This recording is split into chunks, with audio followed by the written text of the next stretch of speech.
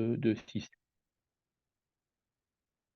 Et donc, avec des manifestations qui, comme vous pourrez le voir, sont très différentes en fonction, non seulement du sexe, mais, en fonction de l'âge surtout, en fonction de l'âge du patient.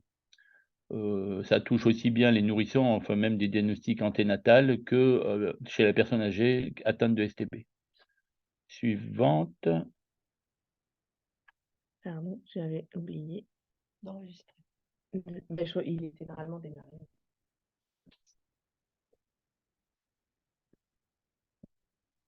Donc suivant. Donc il y a 1 million de patients à peu près dans le monde et on estime qu'il y a à peu près en France 8 000 patients, qui sont porteurs de la maladie, tout en sachant que certains patients sont asymptomatiques, c'est-à-dire sans signe clinique et qu'on découvre parfois ces STB à des âges avancés. L'année dernière, j'ai fait un diagnostic de STB à une personne qui avait 72 ans, c'était pas connu. Bon, voilà, STB entre une personne entre 10 000 et 16 000 et 6 000 personnes, en sachant que, bien sûr, il y a des familles où ils ont plusieurs, patients atteints dans la même famille, la même fratrie, ainsi que les parents. Suivant. Hop, en haut par là. Non, rien.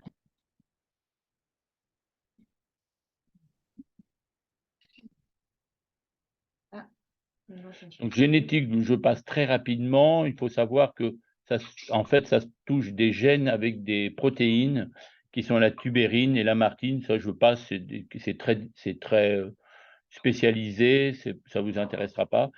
Il faut savoir qu'il y a deux formes, si on peut dire, de sclérose tubéreuse de Bourneville, ce qu'on appelle la TSC2 et la TSC1, sachant que la TSC1 est plus rare et moins fréquente que la TSC2, mais la TSC2, en général, ont des formes beaucoup plus marquées que la TSC1.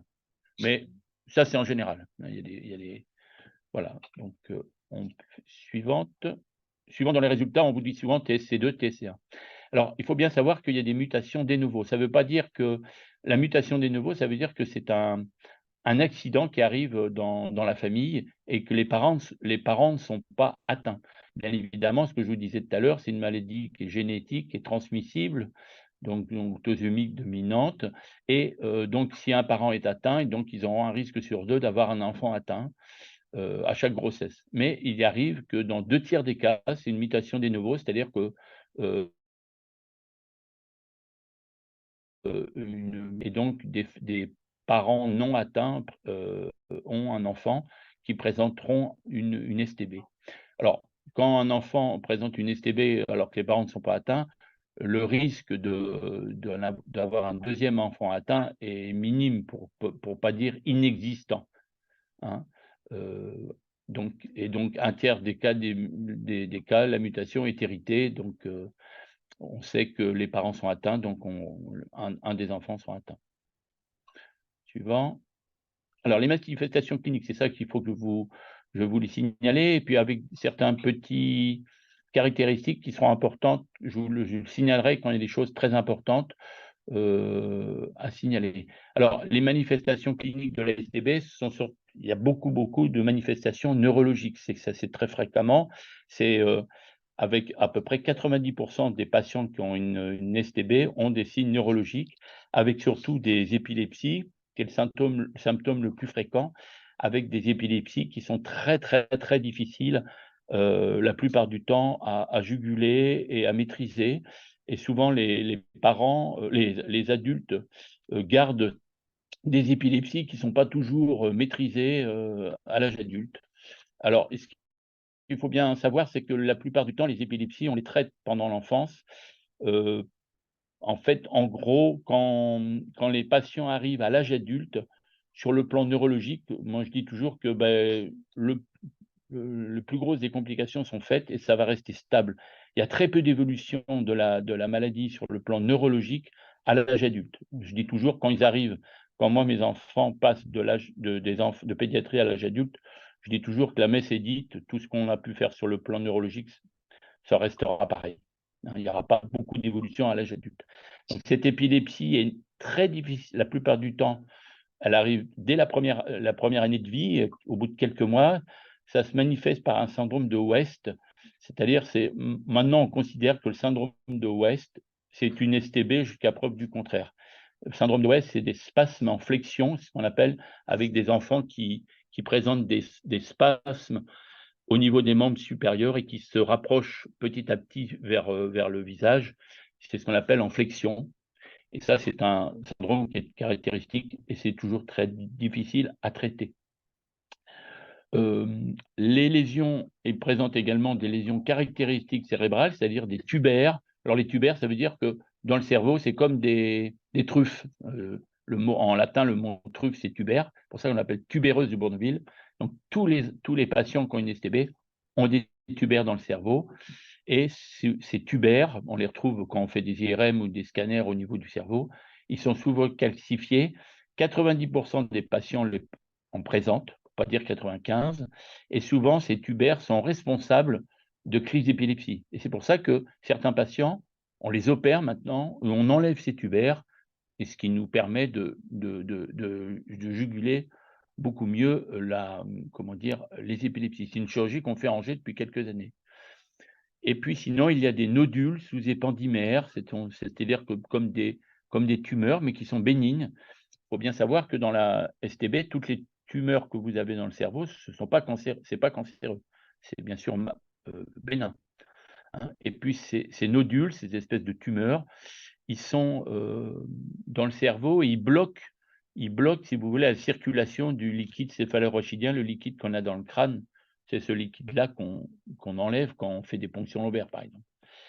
Et ça donne, si ça bloque la circulation de ce liquide, ça donne des HIC, comme vous voyez, ça veut dire une hypertension intracrânienne, parce que le liquide ne circule plus, et puis du coup, le cerveau est sous pression et le crâne gonfle par ce liquide. Suivant. Je vous passe les diapos suivants. Voilà. Alors sinon, la principale complication de la STB, ce sont les astrocytomes à cellules géantes. C'est ce qu'on appelle les SEGA. Vous avez peut-être entendu parler. Donc, c'est 20% des patients qui ont ces SEGA. Donc, c'est ce que je vous disais tout à l'heure, ce sont des tumeurs bénignes comme les autres, mais qui sont situées en regard du cerveau, qui bloquent la circulation et qui donnent ces hypertensions intracrâniennes qui vont donner des atteintes du cerveau très importantes. Et depuis quelques années, on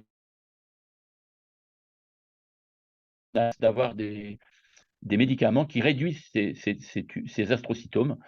Vous avez entendu parler peut-être du Votubia, certains de vos patients, non? Ça a été la première indication de ce médicament-là, qui réduit ces tumeurs, qui nous permettent après de les opérer ou pas. Quand on a une bonne réponse, on n'est pas obligé de les opérer. Mais avant ce médicament, on est obligé d'opérer ces tumeurs quand elles étaient accessibles. Alors, ce qu'il faut bien savoir, c'est que dans la sclérose tubéreuse de Bourneville, il y a donc tous les patients ont ces lésions-là que je viens de vous décrire. Tous n'ont pas des caractères péjoratifs de ces lésions, mais plus de 20% en ont. Et puis, comme je vous disais, 90% des patients ont des épilepsies. Alors, il y a des patients qui ont des épilepsies et en plus, ils ont les tumeurs en plus. Et ce qu'il faut également savoir, c'est sur le plan neurologique, et c'est ça le plus important, et c'est sur la plupart de vos patients que vous avez ont ces troubles-là, c'est qu'un patient sur deux dans la STB ont des troubles cognitifs plus ou moins importants. Donc, troubles cognitifs, c'est-à-dire des troubles de la concentration, des troubles d'hyperactivité, des troubles d'autisme. Plus de 30% des patients atteints de STB ont un autisme sévère, et puis à peu près 30% ont un déficit intellectuel sévère qui empêche une vie, je dirais, une vie normale. Donc, ça, c'est très important. Mais il faut quand même se dire qu'il y a 50% des patients STB qui n'ont pas de troubles cognitifs. Il faut voir le verre à moitié vide et à moitié plein. Hein. Suivant. Alors, c'est ça. C'est ces zones, vous voyez, blanches, là, qui sont ces SEGA, ces astrocytomes qui sont importants. Je vous passe ça parce que c'est... Alors, ce que je vous disais, un retard mental important, la moitié du patient, autisme, 25 à 50% des enfants, beaucoup de troubles d'anxiété chez tous les patients, et avec des risques de retard de développement moteur, psychomoteur ou de langage, avec certains patients parfois qui ne s'expriment pas, n'arrivent pas à parler, et cela toute leur vie, bien évidemment. Et puis, ce qu'il faut savoir, c'est que, je disais tout à l'heure, et ça c'est très important, quand les enfants passent à l'âge adulte, sur le plan neurologique, ça va plus évoluer. C'est-à-dire que la situation à l'âge adulte n'évoluera pas par la suite. Toutes les complications et les traitements qu'on met en œuvre sur le plan neurologique, c'est surtout dans l'enfance, où dans l'enfance, on a beaucoup de mal à équilibrer ces épilepsies. Quand c'est équilibré ou qu'on a tout essayé, après, ça ne bougera plus, hein. Donc ça, c'est important. Le suivi neurologique chez l'adulte, c'est une stabilité, c'est toujours pareil, hein. Il n'y aura pas d'aggravation à l'âge adulte. Mais pas d'amélioration non plus, bien sûr, hein. Suivant. Alors après, vous avez des signes dermatologiques sur le comment dire, dans la STB qui sont très importants, en sachant que 20% des patients qui ont une STB n'ont pas de signes dermatologiques. Comme vous pourrez le voir, dans la STB, tous les organes sont atteints. La peau, le cerveau, les reins, les poumons, même les dents, les gencives, il y a les ongles, tout. Mais on n'est pas obligé d'avoir tout, hein. Les 20% des patients n'ont pas de signes dermatologiques.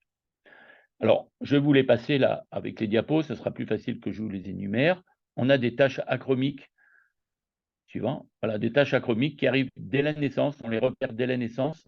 Souvent, on est appelé, nous, pour des taches achromiques comme ça à la naissance, on dit bah, peut-être que ce sera une STB, mais c'est pas sûr. Attention, les taches achromiques, c'est pas spécifique à la STB.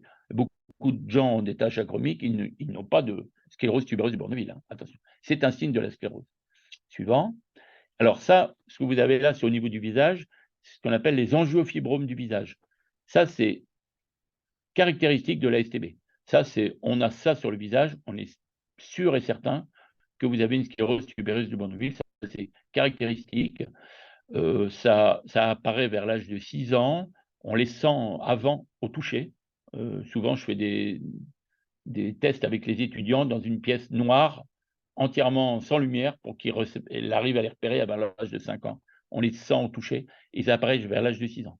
Alors, on a la chance, depuis 5-6 ans, d'avoir une pommade qui a été d'ailleurs créée sur Angers. Ça, on est très fiers de ça. Une pommade qu'on met sur le visage des enfants et qui fait disparaître ces angiofibromes en 15 jours, 1 mois. Et depuis là, je dis toujours que les enfants qui mettront toujours leur pommade toute leur vie n'auront jamais les angiofibromes. Il faut savoir que des patients adultes ont ces angiofibromes, et de façon très, très, très importante, qui défigurent comment dire, le visage, en sachant également que plus le traitement est commencé tôt, mieux c'est.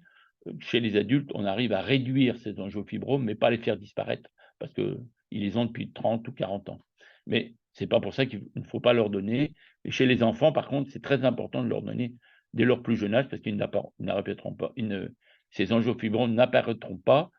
C'est une pommade en plus qui n'a pas d'effet secondaire. Voilà, suivant. Vous voyez, ça c'est donc à gauche les angiofibromes, voilà, qui sont assez importants ici, mais il y a pire que ça, malheureusement. Et puis à droite, vous avez une plaque fibreuse au niveau du front, cette espèce de grumeleux au niveau du front. Ça, c'est pareil, c'est caractéristique de la STB.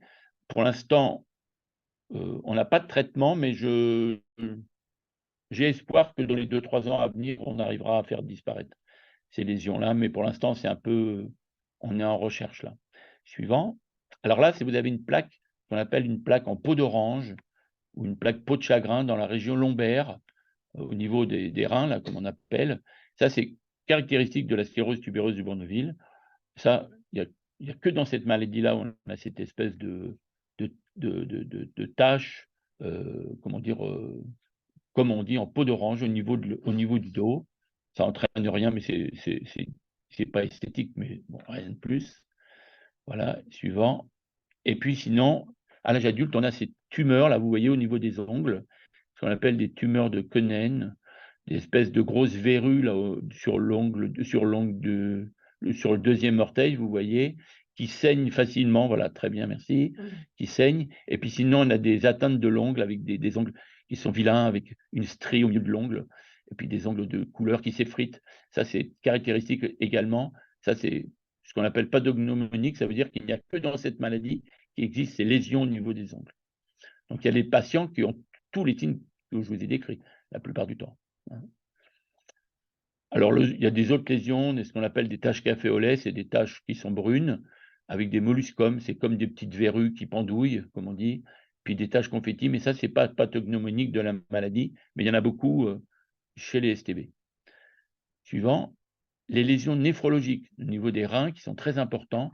Donc ça, c'est une chose super importante à signaler, c'est-à-dire que je dis toujours que quand on arrive à l'âge adulte, ce que je vous disais tout à l'heure, les lésions neurologiques sont stables, elles ne vont plus bouger. Par contre, arrivé à l'âge adulte, commencent les lésions des reins. Et ça s'appelle des angiomyolipomes, ce sont des tumeurs bénignes, qui 80% des patients adultes en ont. Alors, c'est des tumeurs bénignes, ça ne va pas être cancéreux, mais malheureusement, ça saigne beaucoup, et ça saigne toujours à l'intérieur du ventre, c'est-à-dire dans l'abdomen, sans que le patient s'en aperçoive. Donc, ça peut être une hémorragie aiguë très rapide, où le patient meurt d'une hémorragie interne rapidement, ou petit à petit avec une anémie, et les gens ne s'en aperçoivent pas, et vous n'urinez pas de sang, c'est-à-dire qu'on ne le voit pas. C'est-à-dire que quand certains patients qui ont des grosses déficiences intellectuelles, les masses nous signalent en disant, je ne sais pas ce qu'il a, il est fatigué, il n'est pas bien, il n'est pas comme d'habitude. En fait, on regarde, en fait, ils sont anémiés, et toujours, c'est le rein qui saigne. Alors ça, malheureusement, ça, c'est, quand je dis qu'il y a une surveillance à vie, je dis bien à vie, même jusqu'à 70-80 ans, des patients, c'est une surveillance néphrologique. Je consulte en néphrologie pour la STB que pour ça. Pourquoi? Parce que ça ne va pas inaperçu. Alors, on contrôle ces angiomyolipomes régulièrement, et quand ils font plus de 3 cm, c'est un risque d'hémorragie importante. Il y a quelques années, on ne pouvait rien faire, sauf opérer en urgence, et souvent, on faisait sauter le rein, et les gens n'avaient plus qu'un rein, ou on faisait sauter les deux, et après, c'était fini. Et on retrouve souvent dans les familles où ils nous disent, ah, on a un oncle, un frère qui est mort d'une hémorragie, on ne savait pas de quoi. Et en fait, c'est toujours dû à ça.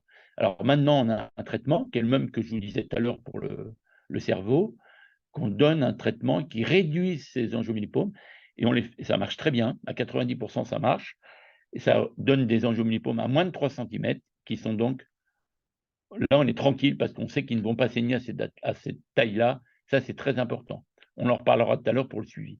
Donc important, suivi à vie de ces patients STB sur le plan néphrologique.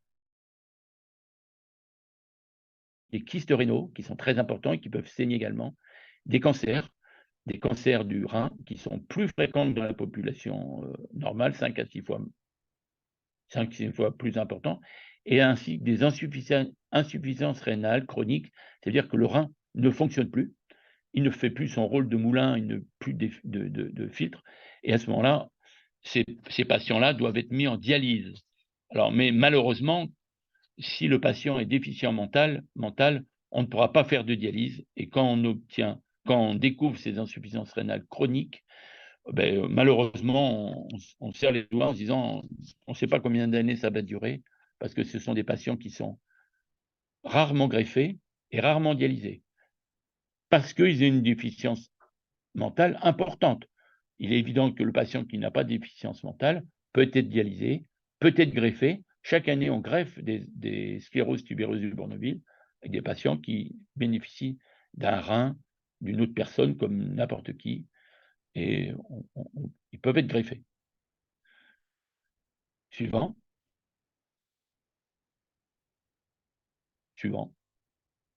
Cardiaque.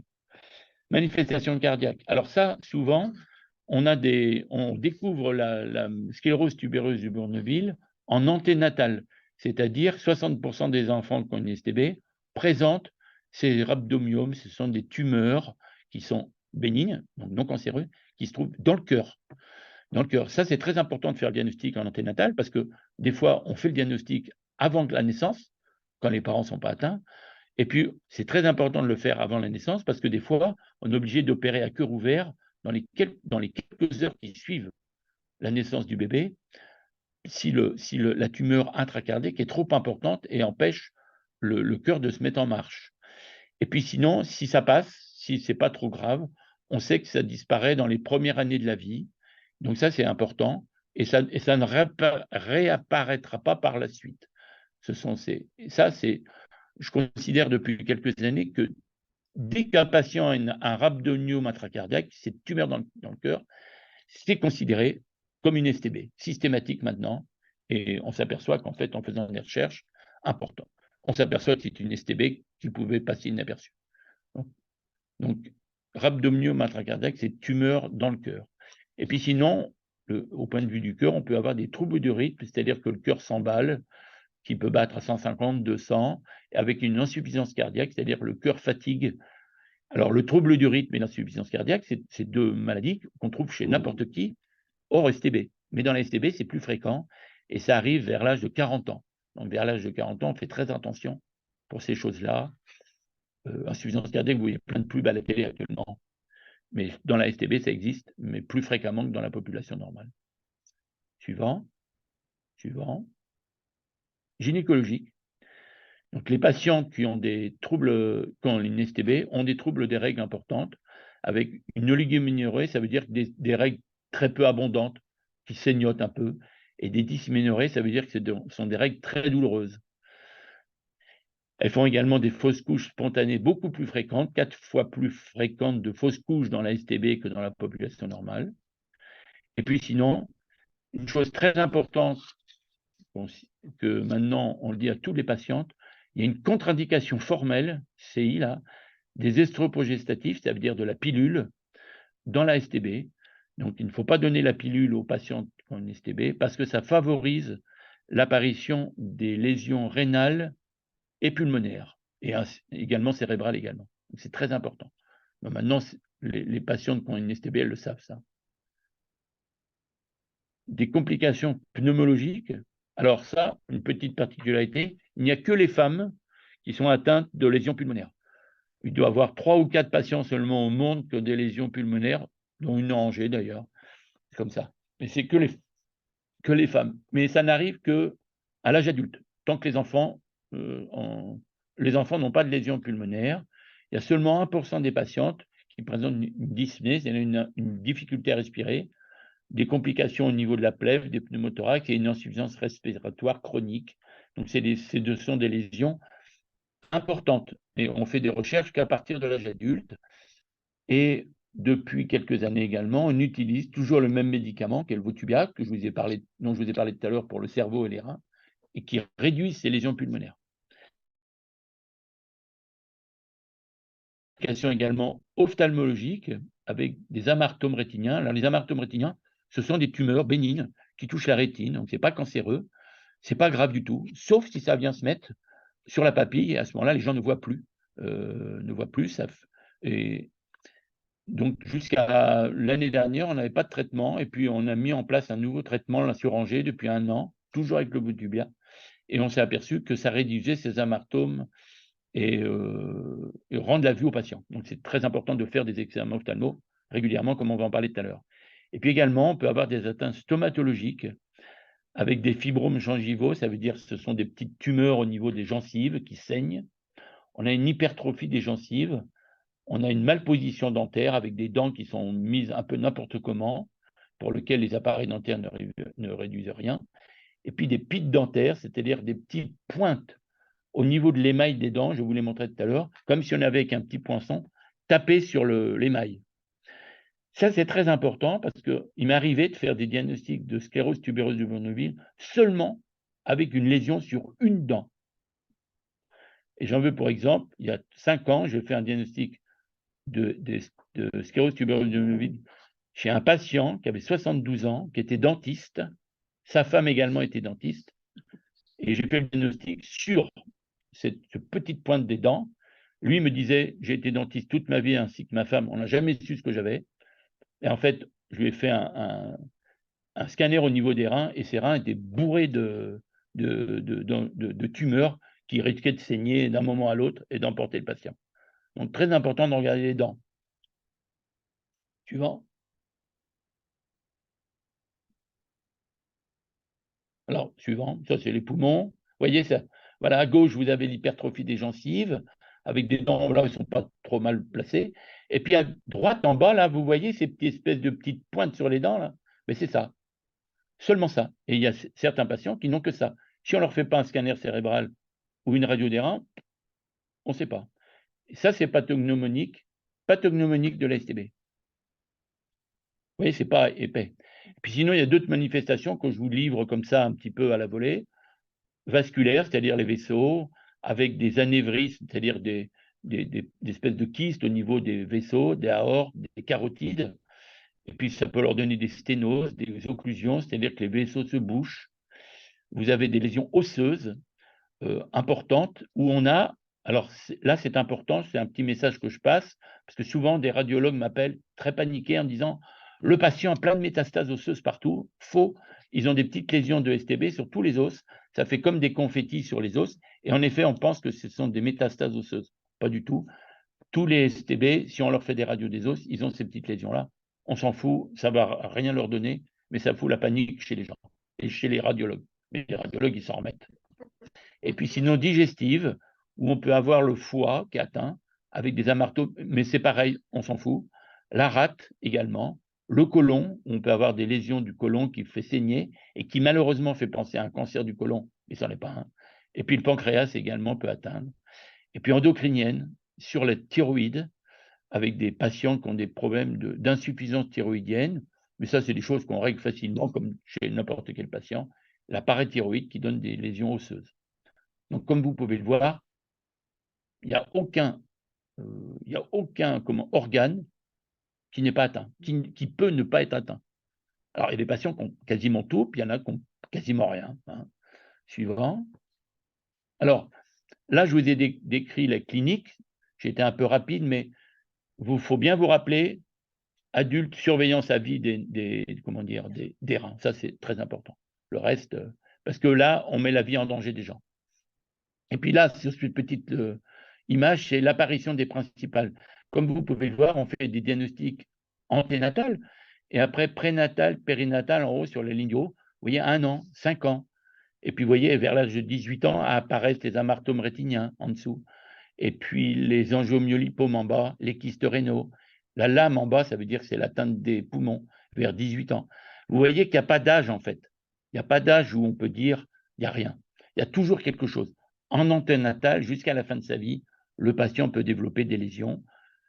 On ne fera pas de lésions rénales avant l'adulte, on ne fera pas de lésions pulmonaires avant l'âge adulte. Et puis, sur le plan neurologique, je me répète, mais c'est important, quand vous arrivez à l'âge adulte, ce qu'on a comme séquelles, on gardera toute sa vie. On peut arranger un petit peu sur les troubles. Depuis quelque temps, là, on donne certains patients du cannabis, du cannabidiol. On a essayé, on le donne depuis quelques années à Angers. On est les premiers à le donner. Ça peut jouer sur les comportements des patients. Ça, c'est important. Pour des patients qui sont très agités, on arrive à les calmer, mais on ne les shoote pas. Mais on arrive à calmer, à canaliser un petit peu ces patients. Donc, chaque année, ceux qui m'écoutent chaque année disent bah oui, chaque année, ils rajoutent quelque chose. C'est pas que je oublie les autres années, mais c'est qu'il y a des nouveautés chaque année. C'est important. Il y a 15 ans, sur la STB, on ne pouvait rien vous proposer. Maintenant, depuis 15 ans, chaque année, on a un petit quelque chose en plus. C'est très important. C'est pas parce qu'ils sont adultes qu'on ne peut plus rien faire. C'est pas parce qu'ils sont adultes qu'il faut plus les voir. C'est pas parce qu'ils sont adultes qu'il faut pas une consultation régulière. Pourquoi? Parce que je peux dire ah ben cette année on a quelque chose de nouveau. Donc c'est très important. Il ne faut pas abandonner ces patients. Je sais qu'il y a beaucoup de gens qui m'écoutent là qui sont dans des masses.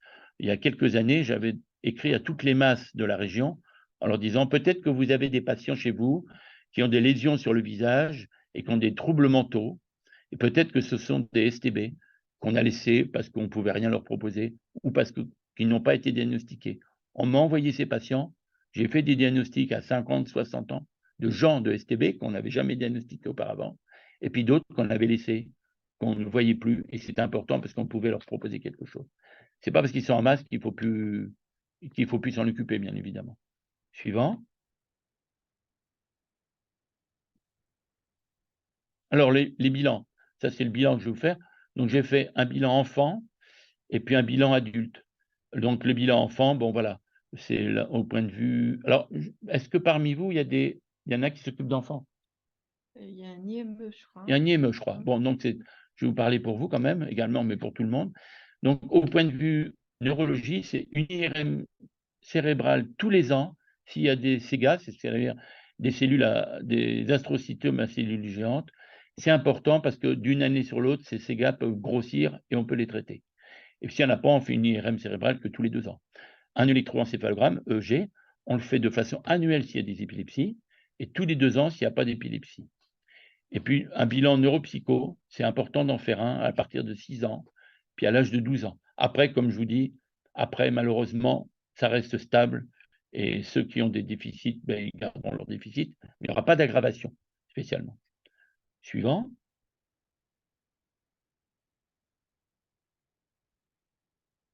Sur le plan néphrologie, on fait une biologie à partir de l'âge de 5 ans, avec un dosage de la créatinine pour voir si les reins marchent bien. La biologie, c'est une prise de sang et une analyse d'urine, tout bêtement. C'est de façon annuelle ou tous les 3 ans. Et puis une échographie rénale. Les échographies, on les fait chez les enfants parce que c'est facile, c'est pas douloureux et ça coûte pas cher, comme on dit. Et ça peut rapporter gros, comme on dit toujours. Une échographie à partir de 3 ans. S'il n'y a pas d'angiomyolipome, je la refais que tous les 3 ans, on leur fout la paix. On sait que ça ne va pas se développer. Et puis en bas, une consultation de dermatologie. Donc ça, c'est une consultation normalement tous les ans. Il est évident que quand je fais moi ma consultation, c'est une consultation pluridisciplinaire. C'est-à-dire que quand les patients, pardon, enfants ou adultes, me voient en consultation, ils ne voient en fait que moi, en fait. Il n'y a que moi qui vois toutes les STB à Angers. Ça évite aux patients de voir le dermatologue, le néphrologue, le cardiologue, le pneumo, enfin toutes les spécialités. En fait, ils ne voient que moi dans l'année et c'est moi qui fais les consultations en dermatologie pour ça. Donc, il y a des patients que je ne vois en France que pour la dermatologie parce qu'ils sont suivis ailleurs. Mais c'est pas gênant. Suivant. Ophtalmologie, c'est important de faire à partir de l'âge de 6 ans un examen annuel à la recherche des amartomes, comme on disait au niveau de l'œil. La stomatologie, c'est important d'avoir un examen dentaire. Il faut avoir une hygiène dentaire stricte pour ces enfants. Avec, on a la chance d'avoir nous sur Angers des dentistes stomatologues qui sont spécialisés dans les enfants qui ont des troubles cognitifs importants, parce que c'est pas évident. Et puis cardiologie, on fait une échographie cardiaque à la naissance. S'il n'y a pas de rhabdomyome, on le laisse tranquille. S'il y en a, ce que je vous disais tout à l'heure, on suit l'enfant jusqu'à la disparition de la tumeur. Et puis sur le plan génétique, on peut demander toujours un avis, un conseil génétique. C'est important le conseil génétique, pas pour faire le diagnostic, euh, change, comment dire, passe des enfants, des pédiatres, de pédiatrie à adultes. Je leur dis que maintenant ils sont grands et qu'ils peuvent comprendre, quand ils sont capables de comprendre, comment se transmet la maladie. Et là, c'est important d'avoir une généticienne avec nous qui va expliquer comment se transmet la maladie. Et c'est important de savoir comment ces enfants peuvent transmettre la maladie, parce que les enfants qui, bien sûr, auront des enfants, des patients STB, bien sûr, qui auront des enfants, ceux qui n'ont pas de déficit intellectuel important, ou pas du tout. Suivant. Alors, chez l'adulte, on va retrouver un peu pareil. Au point de vue, toujours un examen clinique annuel qui est très important, je le fais au moins une fois par an. Sur le plan neurologie, on fera quand même une IRM cérébrale à vie. Pourquoi? Parce que des fois, certains patients développent je vous disais que normalement, c'est classé, mais il y a eu certains cas où ceux qui ont des astrocytomes à cellules géantes se développent, mais c'est très rare. Donc maintenant, je fais une IRM cérébrale que tous les 10 ans, ce qui ne revient pas souvent. Un électroencéphalogramme annuel, si l'épilepsie est toujours pas équilibrée, mais il ne faut pas rêver, quand elle n'est pas équilibrée, on a du mal à l'équilibrer, mais on a des nouveaux traitements depuis quelques années avec le Votubias, que je vous disais tout à l'heure, et le cannabidiol, le cannabis qu'on utilise depuis quelques années avec une efficacité sur 70% des patients. Sur le plan pneumologique, je n'en ai pas parlé chez les enfants tout à l'heure, comme je vous disais, ça n'existe que chez les femmes et les femmes adultes. Donc à partir de 18 ans, on fait des examens. C'est des examens où on respire dans des appareils, c'est pas compliqué. On fait également une IRM du thorax et puis un scanner tous les 5 ans seulement, pas plus. Il n'y a pas besoin de faire plus. Donc, c'est important. Aucun intérêt de faire des examens tous les ans chez les patients, sur les patientes qu'on présente une STB.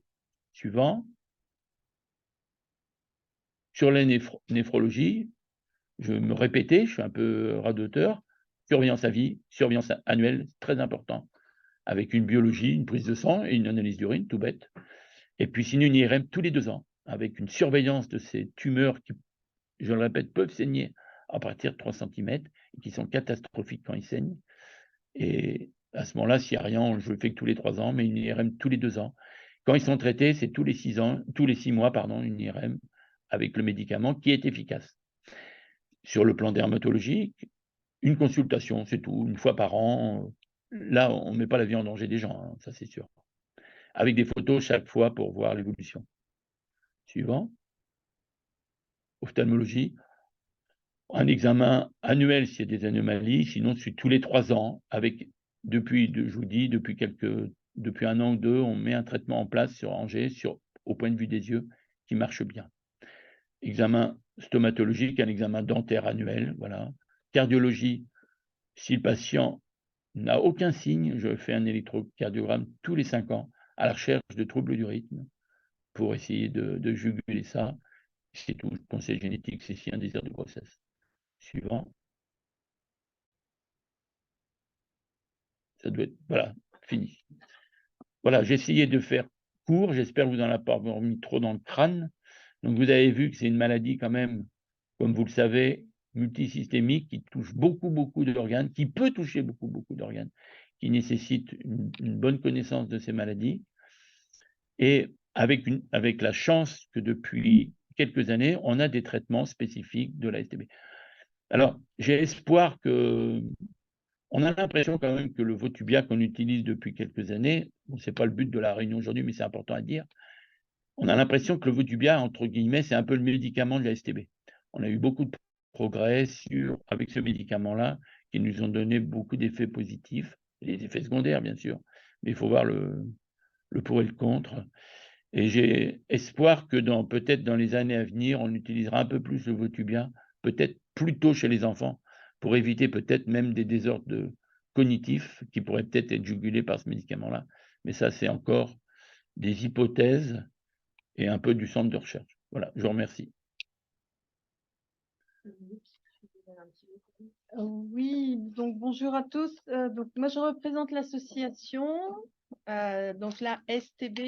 Je suis parent. Donc au sein de l'association, nous sommes avant tout des parents, des familles, ainsi que des patients qui sont concernés par la STB. Et notre formé, mais aussi bien les familles que les professionnels. D'ailleurs, certains d'entre vous nous ont sollicité par l'intermédiaire de notre boîte contact. Donc, en effet, on a quelques outils que vous pouvez facilement trouver. Donc, notre site Internet, nous avons une ligne également téléphonique. Nous avons aussi créé un carnet de santé. Donc là, je ne sais pas si vous êtes tous informés. Un carnet de santé spécifique qui reprend toutes les recommandations que le docteur Farge vient de vous donner. L'avantage est de pouvoir faire un suivi individuel et bien entendu de moduler en fonction des organes qui sont atteints. Donc ça, ce carnet est gratuit, on peut vous l'adresser facilement ou bien aux familles. Il suffit d'en faire une demande sur la boîte contact, on peut vous l'adresser facilement. On est là aussi, en fait, on est des vrais partenaires depuis le départ parce que vous avez bien compris que la maladie est complexe. Nous qui sommes sur le terrain, nous sommes des partenaires des professionnels, des centres de référence et au niveau de la recherche également, puisque là, nous travaillons sur un appel à projet qui va démarrer, si tout va bien, le mois prochain, qui va être lancé le mois prochain, pour aider la recherche, notamment au niveau français. Nous souhaitons donc créer une équipe de recherche sur le territoire français, mais ça ne nous empêche pas de participer aux réunions internationales. Nous avons un des coprésidents qui revient de Washington et qui a été, en effet, entendre tout ce qui se passait au niveau de la recherche pour l'épilepsie, mais pas que pour l'épilepsie, pour notamment tout ce qui est atteinte pulmonaire également, ou bien tout ce qui est problèmes spécifiques pour les femmes, etc. Donc, on suit toutes ces avancées au niveau de la recherche. Donc, on est là aussi vraiment une porte d'entrée pour vous, les professionnels, pour vous orienter également, pour répondre à vos questions. Et puis, comme vous voyez, on travaille donc main dans la main avec les professionnels, les professionnels de santé. Ça vous permet de perdre peut-être un peu moins de temps. Et voilà, donc on est à votre disposition également, notamment par le site Internet. Voilà, donc on est là tout prêt aussi pour répondre à vos questions.